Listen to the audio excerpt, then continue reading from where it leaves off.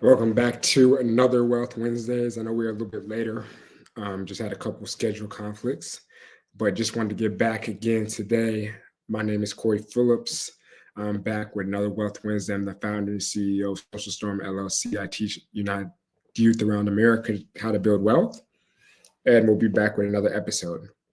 Make sure to follow me on at Corey Phillips 3 on Instagram, and make sure to subscribe. Make sure to see your friends and family.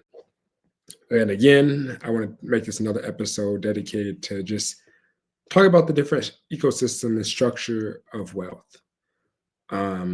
This is something that we just need to be able to emphasize because a lot of people think that identity, access, policy, markets are just random, but that's really what shapes your financial future. And this is something that is more than what motivation ever will. This is something that we need to understand is not just personal, like it's advanced and is really not really talked about, especially in Gen Z, is that a lot of the wealth outcomes are shaped by systems such as banking, such as access, such as policy, credit, availability, interest rates, neighborhood economics. A lot of it has to do with a lot of personal discipline matters. But at the end of the day, systems that you're navigating matters way more. Because if you're doing a lot of things hard, you're working hard, you're doing things right, but you don't understand the system holistically, you're not going to be able to keep up with the system. And a lot of young people just fail because they try to fix their wallet without understanding the whole entire system that their wallet operates in. It's like we're trying to play checkers when the world is playing chess. And you're playing a game you're never taught the rules for. Just the main point I want us to emphasize is that wealth is created through systems, is not built through effort. That most people think is about working hard. I'm working 80 hours a week. I'm working 90 hours a week. I'm just going to work harder. I think that's what's going to happen. More hours, more hustle, nonstop. But you think that earns the same. Understanding that if you're not someone who continues to emphasize where that's going to be, you think that's where you'll become. You have to be able to understand the credit system. You have to understand that a lot of this is built off of debt. Understand the banking systems, how the banks actually make money. The 30-year fixed mortgage and 50-plus year proposed fixed mortgage was built for banks to make money off interest rates. You have to understand the tax system. The United States government and tax system was built for businesses, not W-2 employees. You have to look at different asset systems. This system was favored for people that own assets, not people that own liabilities. Government incentives. Look at which companies that have government contracts and who they're allied with in order for them to get positions done. And as well as capital markets. It's so important to understand these different things because effort is individual, but systems are exponential. This is something that we have to understand. It's not just about you working your job. You have to understand there's a whole entire system. There's billions and billions of dollars moving through these markets every single day. And if we're not able to understand how these different business cycles navigate, how these different systems work, and how these rules are being played, then we're always going to be at a disadvantage. It's also plus the system plus gap information. A lot of these high-level companies have a lot of information and data points that a lot of people don't even have access to. It's talk about we have a lot of lack of access to financial products. You don't see a lot of these financial products in bad neighborhoods. You don't see a lot of banks. You don't see a lot of credit unions. You don't see a lot of different organizations where they're allowed to have financial products. They don't have these access to resources, so it's way harder for them to get access to loans, access to capital, and be able to make better financial decisions. All you have is payday loans, pawn shops, gas stations, convenience stores, all that type of stuff. That neighborhood typically might not have that access to resources. There's a lot of misinformation thinking that you can be able to use stuff like payday loans, you can get rich quick or make money in cash, stuff like that. A lot of those different things gives a lot of misinformation. The stock market is risky, that you'll make money being rich overnight. No. A lot of the stuff that you think is taught about that investing is risky. Of course, investing is risky, but what is more risky is you holding on to cash with the devaluation of the US dollar. What's really risky is you not being able to have life insurance, so you're not able to you'd be able to have to use GoFundMe when people pass away instead of having that paid through life insurance and pass it down to your kids.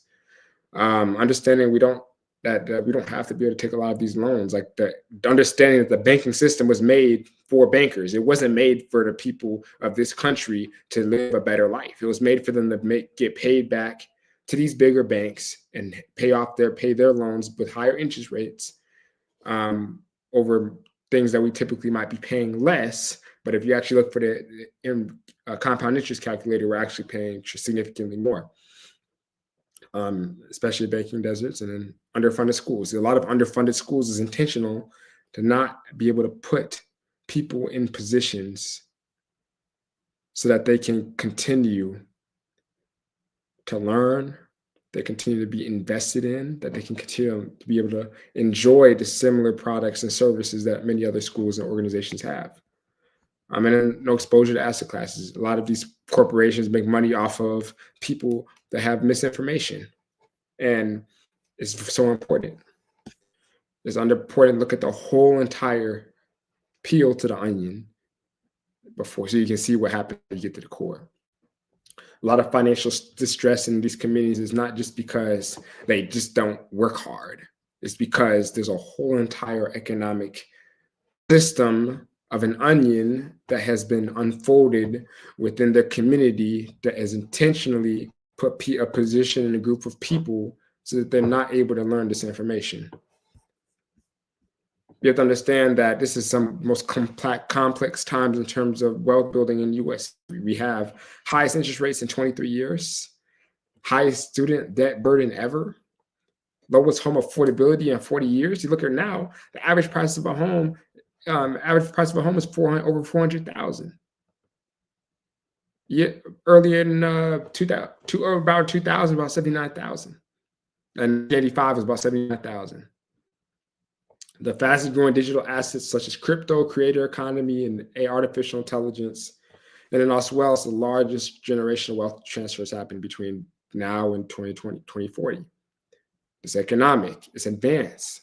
This is something that we have to understand that a lot of people don't understand, is that there's a big amount of wealth being passed down from generation to generation, which the baby boomer generation, one of the biggest generations of all time, will not be able to pass all these businesses down to the next generation because there just isn't enough people in millennials and Gen Z in terms of these populations because there just isn't as many of us. So it's important to understand the different things that's happening, that a lot of these companies are not going to be able to replace these top level C-suite executives with as many people as there are before. There will have to be a downside to a lot of these companies due to artificial intelligence plus the different people that's available in the job markets. Today is built on access and not just knowledge. You have to be able to have access to people that have mentorship, people that learn about capital, people that build platforms, people who understand that there are different networks. Because if you're not able to be in the network where these conversations are happening, you're not able to adjust and make decisions off of the things that's going to happen. Understanding global markets, understanding which economies are growing. There's a lot of growth within the continent of Africa and East Asia, and a lot of digression inside North America and Europe. Of course, the United States has been doing well, but you see a population decline in the United States but you see a lot of the United States top talent comes from overseas.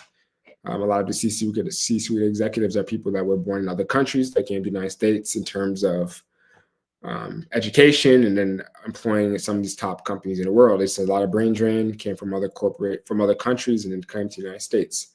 The network capital is your new currency. If you're not someone that's able to have access to these different circles, you can be able to, no matter how much information you know, if you don't have that relationship and access to those type of people in banking, in politics, in these different rooms where decisions are being made about the tax system and cuts, all these different things, you're not going to be able to keep up if you don't understand these different things. But if you need wealth, you need good proximity, not just motivation. Proximity will always boot motivation. It's who you sit next to matters. If you're sitting next to the person that doesn't know how to build money all the time, you hang around 9 broke people, you'll be the 10th. Information moves to people, not algorithms. So you have to understand that what you see online is not a true reality of what actually happens. So you want to be able to pay for mentorship. People that are in different spaces that you want to become, you'll get there 10 times faster. You want to be able to continue to look at how people, like myself, I build ecosystems for people. If you want to become a billionaire, you want to solve billion-dollar problems. You want to be able to create ecosystems, create things that people rely and need in order for things to function. You want to be able to look at, for me, I specifically create the ecosystem so people can connect and grow, or they won't be able to find that other places. I'd be able to speak about different and get different topics to different audiences where I can be able to build my network, build my credibility, build my worth. Look at Chicago's ecosystem. Chicago has a very big amount of wealth distributed within certain neighborhoods. And if we're not able to give the access and information to those neighborhoods, they will not be able to compete with neighborhoods like the Loop or Gold Coast or the North Side. We have to build that some of the information on to the other parts of the city, which has had history of lack and disinvestment in those areas. So for many people, even if there's something that you're not at a table yet, build your table. Don't wait for seats to be called. You see people that's building something where you want to be, partner with them and work together. Understanding that a lot of this stuff requires a framework, is not just goals. You have to look at wealth framework, like looking at the different elements of modern wealth. It's like looking at human capital. That's a lot of skills. It's brand. It's your network. It's something that you have to understand that people need. You need people in order to make things become successful, not just algorithms. You need people in your life. Financial capital, looking at how things like income, how you can make more money, invest in credit, how you can leverage credit. We're taught that credit is bad, but rich and wealthy use the credit to be able to build wealth, not just buy liabilities or buy things to look a certain way. Find social capital, people who can open doors. If you know all this information, but you don't have the relationships and people don't trust you, you will not get to those rooms where you desire to become wealthy and level up. So you have to pay to put yourself in rooms of people that are higher level. You have to pay to play. If you don't pay or you don't work yourself in terms of either social capital, financial capital, you'll get yourself to higher levels way quicker. Want to be able to build digital capital. If people don't know who you are, you're not seen, it's almost as if it doesn't exist. Unless you're someone that's a billionaire that happens to have no sort of social media whatsoever, then that's cool. But it's good to have social capital in terms of your digital capital, in terms of how you're seen online. Are you seeing someone that's trustworthy? Are you seeing someone that's consistent? Are you seeing as someone that's positioning yourself to be seen, not just someone that's online to be an influencer? And also having cultural capital. What's your identity? What's your reputation? Are you someone that's known to be trusted? Are you known as somebody that people can actually put on for different things? Are you even at the level to even compete and actually take advantage of opportunities when they're presented to you? Or are you just trying to create a facade? Are you trying to be someone that you're not? Are you just trying to be in a position where you're not really being truly authentic to who you are? It's so important to understand these different things. Understand what the marketplace needs. Understand where you can help and provide value to others. Understanding where you can fit into an ecosystem that you can create so that there can be value to wherever you're at. The youth must shift from just being a consumer identity to being a producer. You really get paid in this country for being people that produce things, not people that consume things. They profit off of youth as consumers. The real wealth is on the producer side. Everyone wants to be able to buy Nike, but nobody wants to create Nike. If you're always consuming trends, you're always financing someone else's freedom.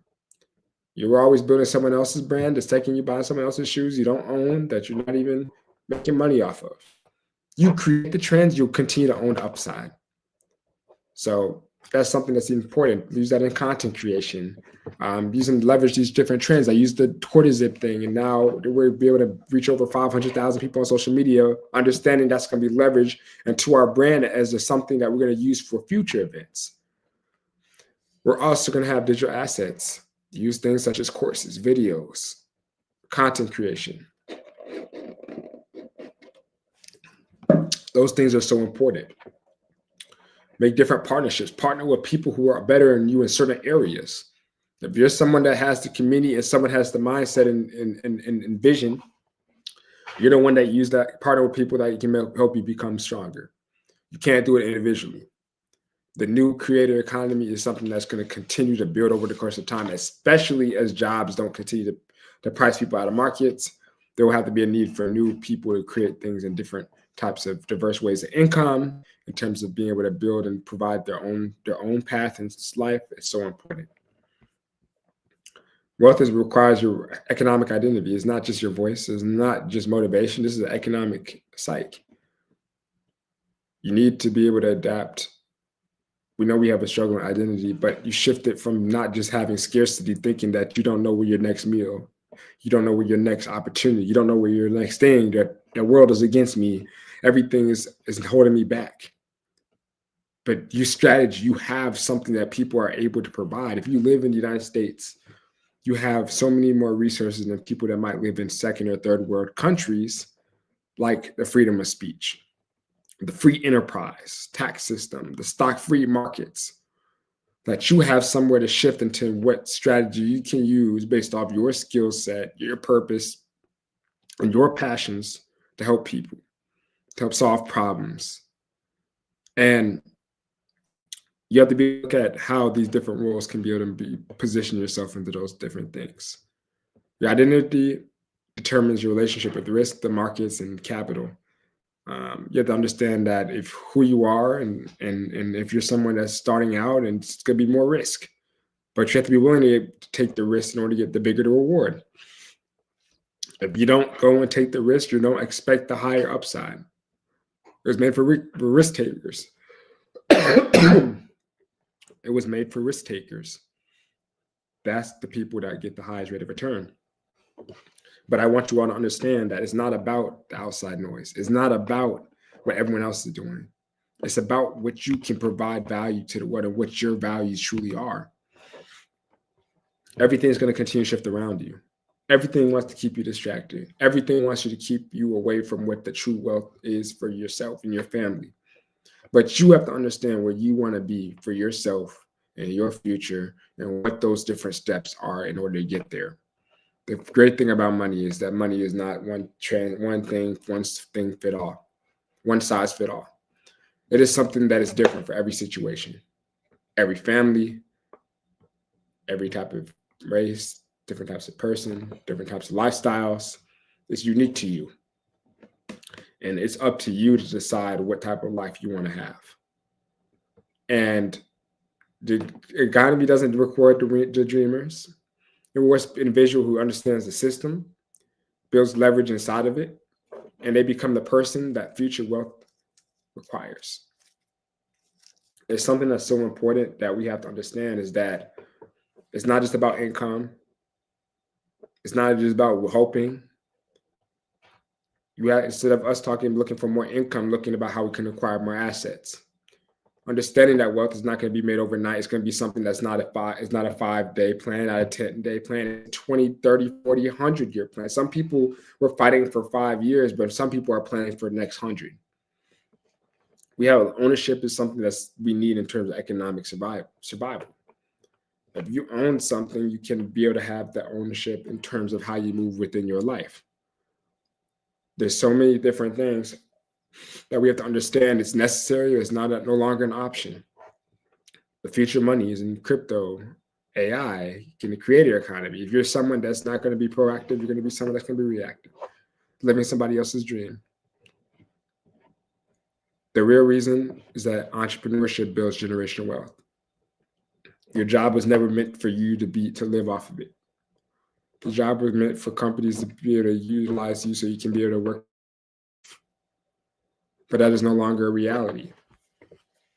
Your reality is what you make it. And that is up to you to decide. So this will conclude this episode. Make sure to like and subscribe. And we'll be back for another Wealth Wednesday next week. And I'll see you all soon.